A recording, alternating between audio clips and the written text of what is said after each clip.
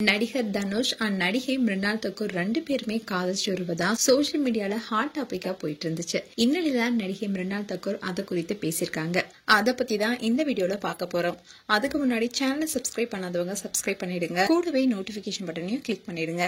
நடிகர் தனுஷ் அண்ட் நடிகை மிருனால் தக்கூர் இவங்க 2 பேத்துக்கும் இடையில காதல் இருப்பதா கடந்த சில தினங்களாவே பேசப்பட்டு வந்துச்சு.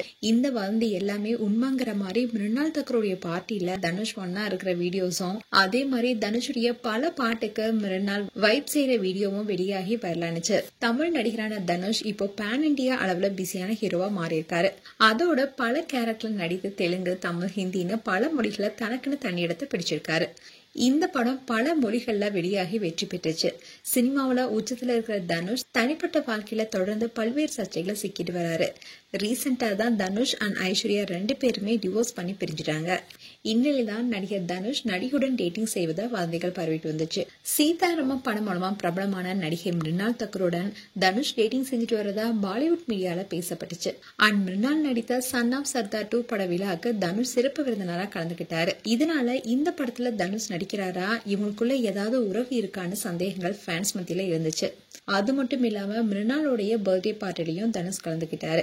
இப்படி தனுஷ் அடிக்கடி மிருனாலுடைய நிகழ்ச்சியில கலந்து கொள்றதுனாலேயே டேட்டிங் வதந்திகள் பரவ தொடங்குச்சு. இந்நிலைதான் இதை குறித்து மிருனால் தாக்கூர் விளக்கம் கொடுத்திருக்காங்க.